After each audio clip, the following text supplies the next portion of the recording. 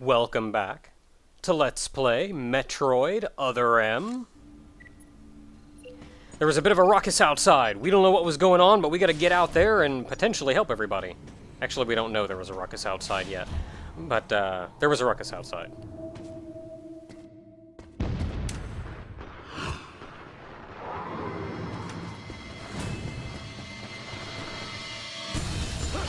Up there!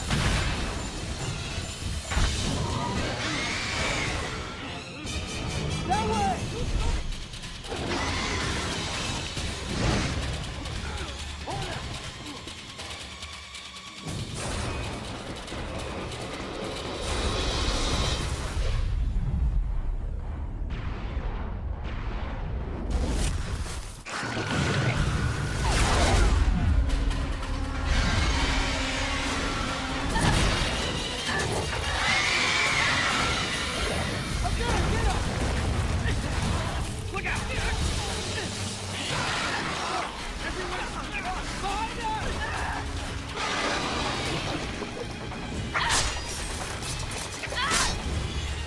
Oh, this isn't good at all. So I'm gonna try to stab me with his tail. I gotta lock onto it and shoot it. Now, I think this segment is actually kind of cool, but admittedly, it goes on for way too frickin' long. Ah!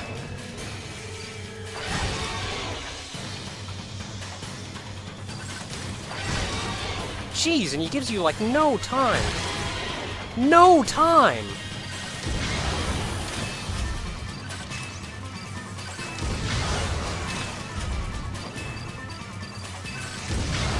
You've got to be super quick and just kind of hope you can pinpoint it in time.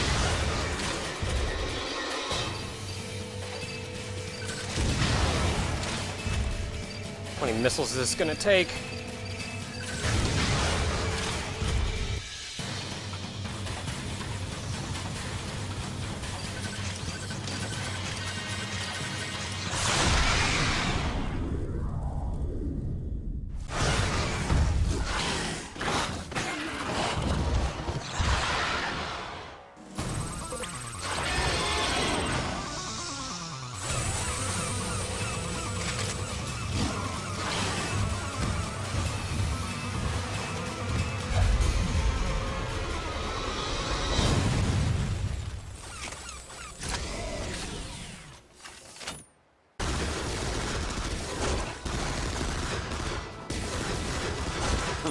You okay, princess?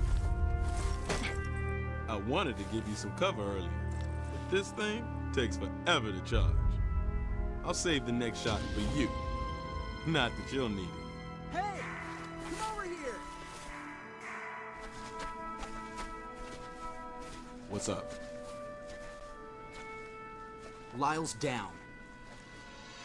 He looks like a pile of rags. What's gotta happen to a guy to make him look like that? So I guess we figured out what happened to Lyle. And given the unique creature we just found, I'd say it was probably its doing. Who do we have here? We got James, Maurice, KG, and Anthony. So we're down Lyle, there's still 4 of them left. This is technically another one of the Find the Pixel adventures, but it's at least sort of obvious at first glance what you're looking for.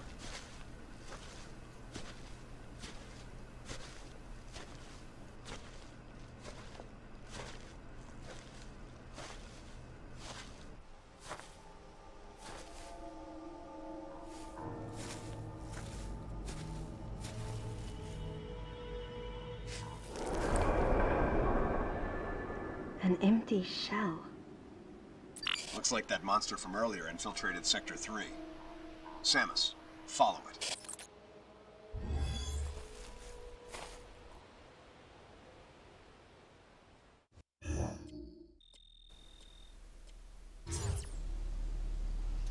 Well, at least now we're given free rein to explore this area. We've lost a comrade. Now, this little white thing here, this is something that completely threw me the first time through. And I suppose it was sort of intended to throw other people as well. However, it took a second playthrough for me to realize what exactly was going on. However, the first time I saw this, I assumed that this little white thing had been gutted.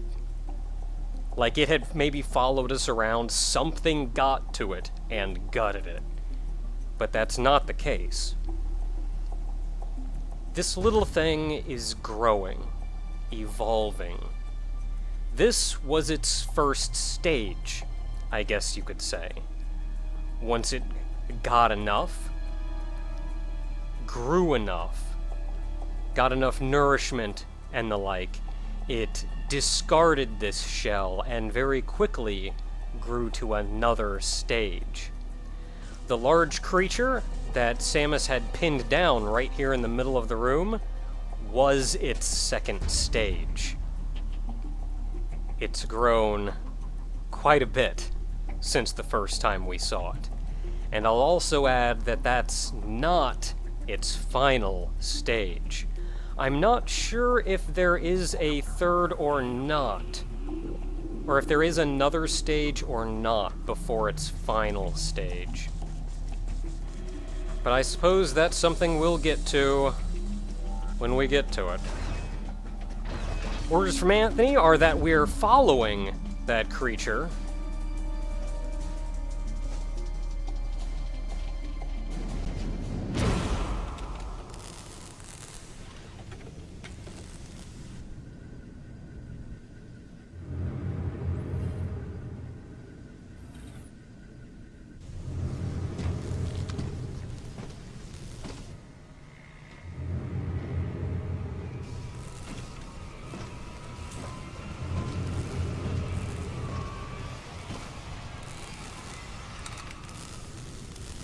It was clear that the Galactic Federation was developing bioweapons on the bottle ship. I wonder if Adam came here knowing that. Regardless, I knew I had to talk to the person in charge, Madeline Bergman. Of course, she would have to be alive in order for me to do that.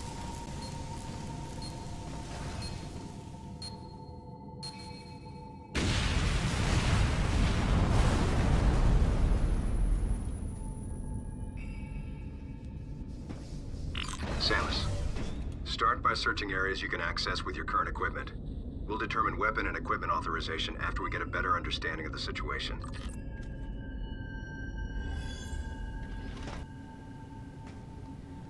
Thus concludes, I guess you could say, Chapter 1 of this game. Hence the bit of dialogue there, and bit of story now we've learned that we need to track down this Madeline Bergman to learn what we can. And I do believe it was mentioned, did I say Anthony had given you orders? It was Adam that gave you the orders to it, but granted, Anthony's a bro, so if he gave us orders, man, I'd be all up on that. But Adam gave us the orders, and I believe he said the creature has fled to Sector 3, which is no longer the jungle-like sector that we were in before. Nay, it's the pyrosphere. Oh, crap.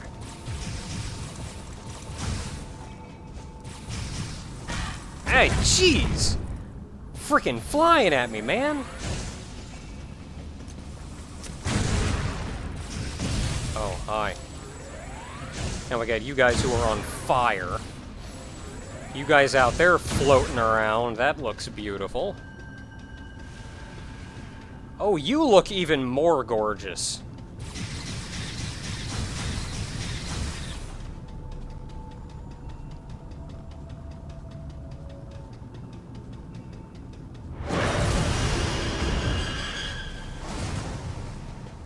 Believe it or not, that was actually a QuickTime event.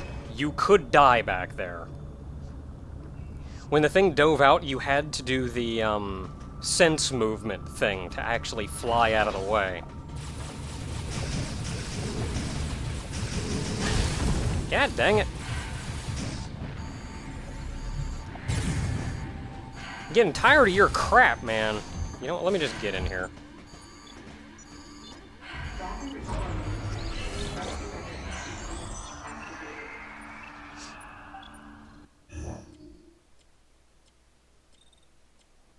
Oh, we've got a pretty fair adventure in front of us, then. It looks as though... There's nothing else for us to do in here, by the way. It looks as though we're being taken outside into the large room we were in prior.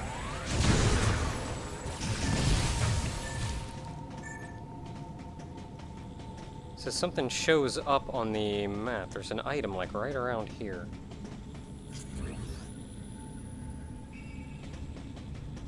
Admittedly, I'm sort of killing time because I kind of want to stop the video here. I don't know, I guess we'll figure it out later. However, this is leading into one of the biggest qualms that people have with this game.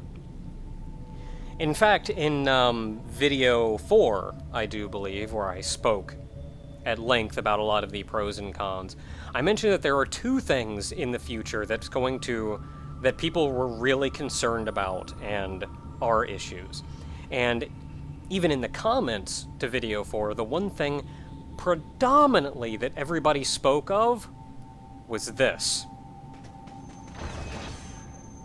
Which is that you have to go outside into this lava area, this heated area where you're constantly having your life drained, and you can't turn your Varia suit on. You have the Varia suit on you, you just can't turn it on. Yes, that is silly and dumb and stupid and doesn't make any sense. Given that Adam said that... Also says there's something above that door. There is. I have no idea how to get to it, but there is. Oh well. Given that Adam said, figure out what you can, explore where you can, given what equipment you have. And then once you've explored everything, we'll determine what you need to actually activate. I don't know if he intended for us to run out into this heated, lava-ridden area to explore or not, but we are.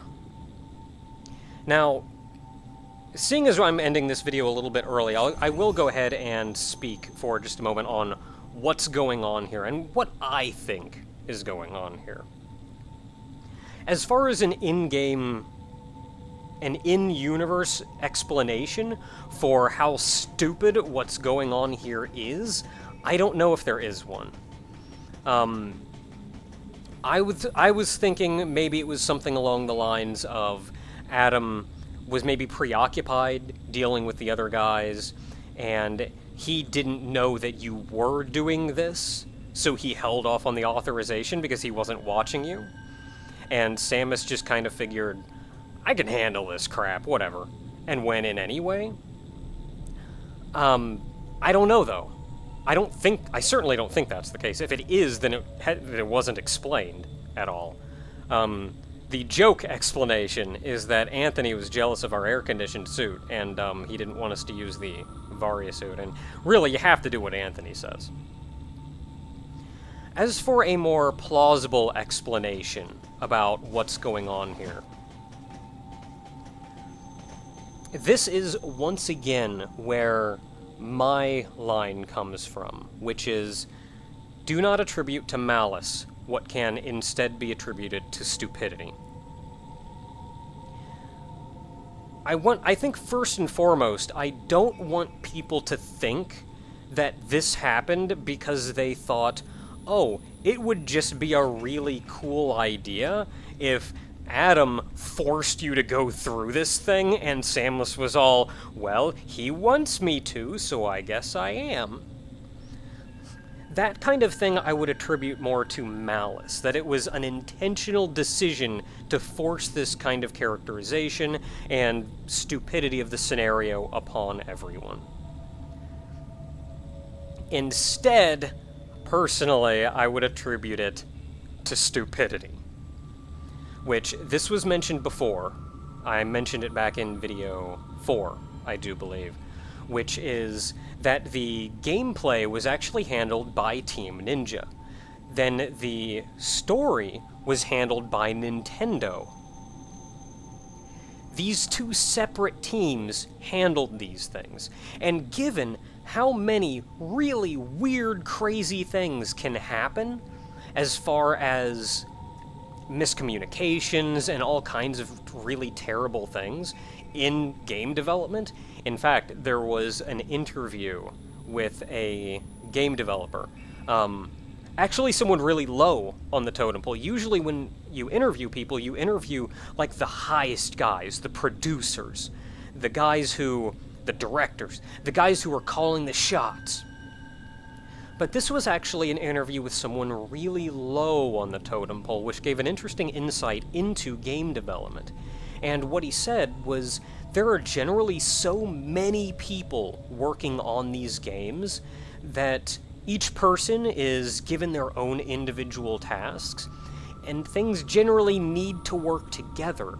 But there's so much going on and being done by so many different people that there are so many flaws and errors and mistakes that happen due to just dumb miscommunications.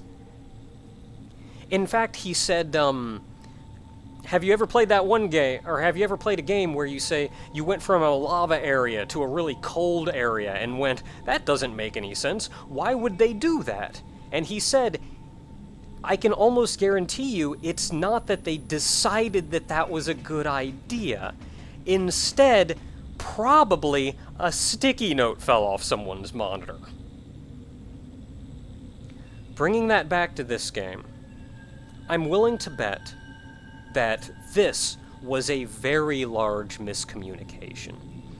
This was something that I'm guessing Team Ninja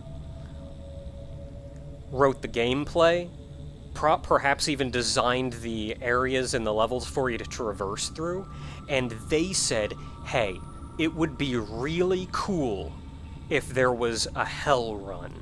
You had to go through this heated area, and then you got the Varia suit at the end of it. Man, that'd be awesome. And so they designed that, without perhaps even knowing that they were going to unlock everything via narrative. Which means, then, that once Nintendo goes to put the story in, Team Ninja's got this huge string of, hey, this is a really cool hell run, and you get the Varia suit at the end of it, and Nintendo says, okay, well, you get the Varia suit at the end of it, so that means Adam has to acknowledge and allow the Varia suit at the end of it. Okay, we'll do that. Again, I'm not going to attribute this one to malice. I'm not going to attribute this one to them intentionally doing something bad to characterize Samus or Adam in this scenario. Personally, I'm gonna err on the side of a sticky note fell off somebody's monitor, because this sounds a lot like the two teams just really not communicating with each other that well. Is it an error in the game? Is it a flaw in the game? Oh, certainly. This is a horrible error. This is a horrible flaw in the game. Especially to someone who wouldn't have understood something like that. But I do think it's important to attribute mistakes and errors and flaws at least to the correct source. They're not trying to ruin Samus as a character. They're not trying to ruin Adam's relationship to Samus. They're not trying to destroy all of that. Sometimes a sticky note falls off someone's monitor. Until next time, everyone.